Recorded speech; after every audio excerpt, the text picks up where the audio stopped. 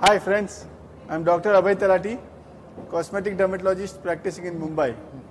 And at Derma TV, today we are going to have a very nice interaction with eminent doctors from USA, Dr. George and Dr. Christopher.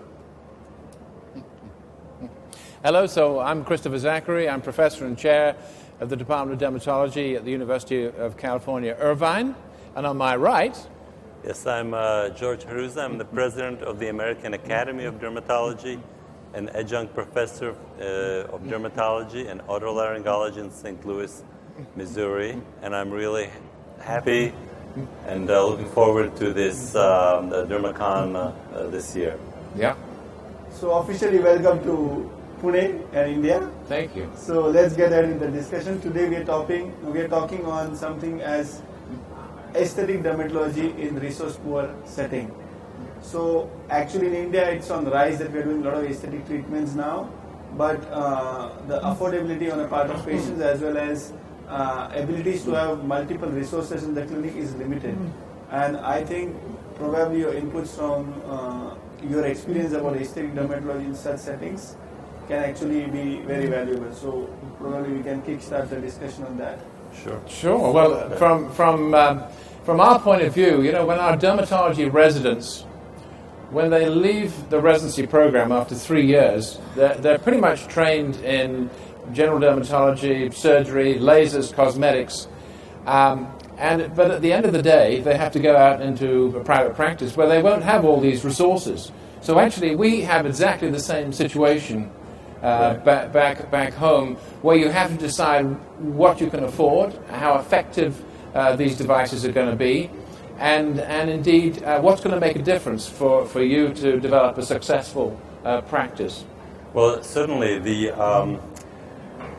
key thing is in resource-poor countries is who's going to buy a $100,000, $150,000 device. It is just not practical, because then how much you have to charge, you really can't make that work. So there are many techniques available which don't require that big capital investment.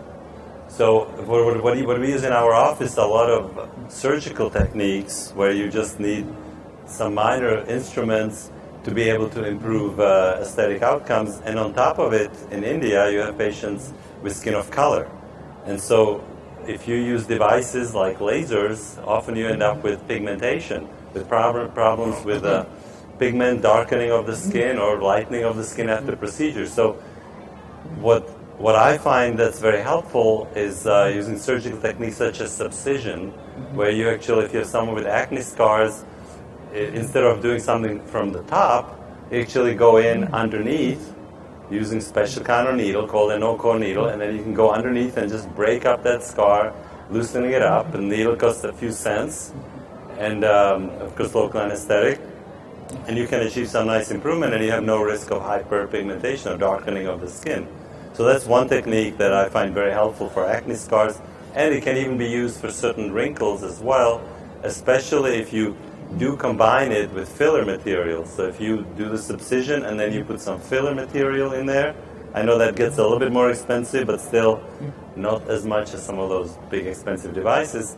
And then you, by placing those in there, you can get a longer-term improvement in the appearance on the surface. So while we're talking about acne scarring and relatively inexpensive things, all the rage these days is microneedling. And microneedling can actually achieve something, but to get a really good result, you really need to add radiofrequency to microneedling so that you can actually quite specifically put an area of injury at different depths down to 2 millimeters into the skin, where you will create new collagen, new elastin.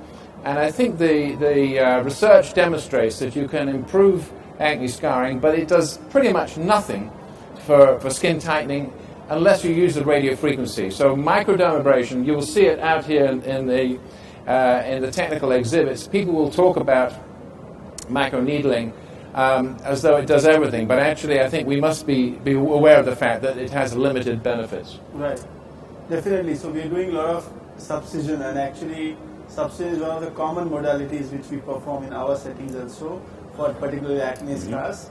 and we are using derma rollers as well, which is manual micro needling, though the results may not be as good as the machines, but definitely if you have no resources, it's good to begin with. Then probably other challenges which we face is that when we want to select the device in our resource poor settings, what we are doing is that we are trying to get the devices which are multi-utility. So you look at an IPL systems which are probably less costlier as compared to that of other sophisticated laser machines, but they bring in a lot of utility. So we can use it for acne, we can use it for rosacea, we can use it for skin rejuvenation, some brightening photofacials. So we are trying to utilize like multiple indications with one single device. And I'd agree with you. I'd agree with you with IPL can do many things. Well, I think one of the most common lawsuits in the United States is the use of the intense pulse light, particularly in skin of color. When, particularly if you turn the energy up and don't have enough cooling, you can cause a lot of problems. So have you experienced that here? So skin of color definitely needs a different type of parameters and treatments as compared to probably a Fitzpatrick 1 and 2 type skin. So you have to adopt to your type of patients. So the energy levels are low, the filters are probably different. So we have a dark skin filter for hair reduction if you're using IPL for the hair reduction. So definitely the laser parameters have to monitor and change probably based on the treatment which you're offering to different patients. So we have skin types from 3 to probably 5. Yeah. So even the parameters would differ between type 3 to type 5. We are using a lot of chemical peels for skin rejuvenation and brightening. That's also something which comes at reasonably lesser price, and it's easy to perform in clinics, doesn't take a lot of patient time. Patients have to be guided about how to take care of your skin, because again, your skin is going to exfoliate. There is a chance of hyperpigmentation of the skin. But if you have exact understanding of what type of skin you're treating with what type of solution, then definitely the results are rewarding. So moving from acne to hair removal, I think our experience would be that use of the long pulse 1064 is much safer than the diode 810 or the Alexandrite 755, or certainly than the ruby. Of course, the ruby laser was the original laser that was used. It was so effective by Rox Anderson and the team at Wellman, who did so much in terms of laser development. So 1064, for those of you out there watching this show who want to do hair removal, 1064 is a lot safer than some of the other lasers. Right. I mean, the 1064 is optimal, and you can get that on a number of devices where you mentioned the sort of platform device, where you have one base unit and then you attach a number of attachments. So you have a 1064. You can have the IPL, you can have some other fractionated heads on that too, so you can get these multiple ones. However, realize that when you get a multiple head device, once you combine all the different heads, you could still be at a very high price point. So it gets challenging because each additional, they say, oh yeah, we can get you that, it's another $30,000. And this one, oh sure, another $30,000. And then the service contract, of course, will be another 10 or 20. So it still can get quite expensive. You mentioned chemical peels, and I think for patients with skin of color, it's an area you've got to be really careful. And so you, of course, are the expert, I think, in that area. Yeah. I would think that most of the time you would be using things such as glycolic acid peels, superficial peels, and multiple sessions. Be gentle. You don't want to be using like sort of TCA or even phenol. Certainly would never be something you'd want to use in India. So using those superficial peels is key, and then I forgot what my last comment was. So the other point is when we get down to things that work, in terms of cosmeceuticals, this is a multi-billion-dollar industry out there, and most of the cosmeceuticals do nothing for you at all. Yes. I think there are about 5 things that work. The retinol obviously works. I think sunblock works. Yes. And moisturizers, I think, work. I think the hydroquinone works. Yes. And maybe vitamin C and other antioxidants. But beyond that, I'm not sure that any of the cosmeceuticals work. What's your experience? So, if you look at using the cosmeceutical, we are using particularly the retinol, which is useful for anti-aging, to an extent for young seborrheic skin also, to reduce the oiliness of the skin. For pigmentation, definitely the first choice of most of the dermatologists here, including me, is hydroquinone. Yeah. So we are using hydroquinone to reduce the pigmentation like melasma and some other acquired melanosis for about say first 4 to 6 weeks, and then we are moving to the other depigmenting agents. Moisturizers are helpful, though in some of the places where the humidity is very high, the amount of the moisturizer which you use or the type of the moisturizer which you select is going to be a little different as compared to the areas where it's more on a drier side. Right. Sunblock is essential. We are a tropical country, so we have a lot of sun exposure. Yeah. We are definitely using sunblocks. Yeah. My understanding, or I would like to know one more thing, is that suppose we are trying to look at anti-aging treatments now. Yes. Yeah. How do we use it, like resource-poor setting, to have the effective anti-aging treatment according to you? George, what do you do? Well, Chris, you kind of mentioned some of the most effective ones, and so retinols I think are relatively inexpensive, so those should be easy. Hydroquinones are not for aging, but because of the pigment issues here, I think that's a key part of any procedure. The antioxidants tend to get more expensive, and I'm actually not sure if they've been shown to do much of anything. Right. Because the problem with, for example, vitamin C is that as soon as it gets exposed to oxygen, to air, it oxidizes and becomes inactive. So I don't even know how we're getting activity there.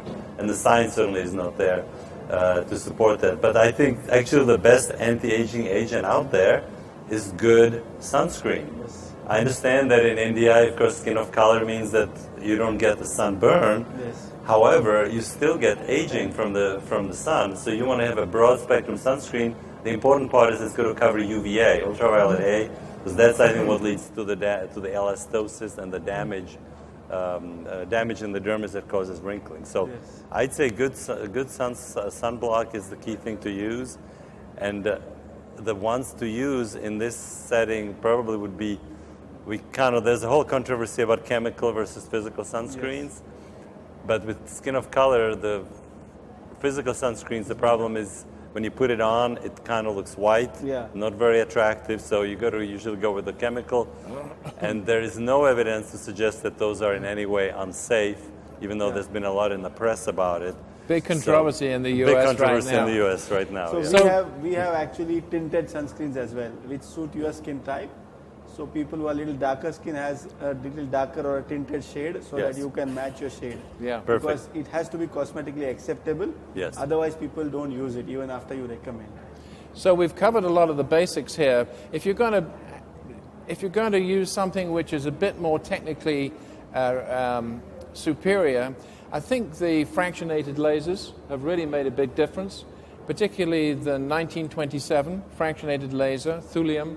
It's quite useful, and also in patients of color, skin of color. And I find that you get very little in the way of post-inflammatory hyperpigmentation, but you can induce PIH with really anything, right? Of course. And so, hey, I think if you've got the interest and you've got the market out there, some of the fractionated devices can be really good, not only for pigmentation, but also for anti-aging, for collagen development, new elastin formation. Well, I think it's really important to, as you mentioned, non-ablative fractionated lasers. And when you use them, the settings are going to be different than what we would be using in the US, which usually means just lower density. So you're going to have lower density and then of the spots, and you do more treatments to get to the same result. Yeah, I think it's a very important point. The density issue is key. Yes. Keep it down. You can always do another treatment. Right, yeah. So one more understanding which I want to bring out here is that a lot of people are not able to buy the lasers in the clinics. If you have your own setup, if you don't go to hospital and you have to buy all the machines, then it's difficult to acquire all the machines.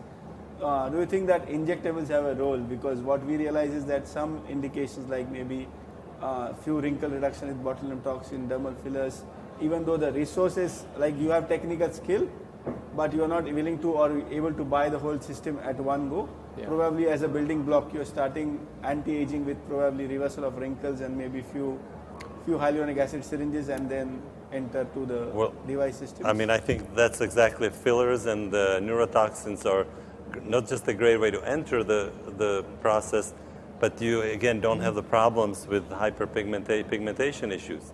because this goes into the skin, and it's a very quick result. So patients love it. I mean, if you do a neurotoxin, you inject the crow's feet, and they disappear. I mean, that's magical in 2 or 3 days.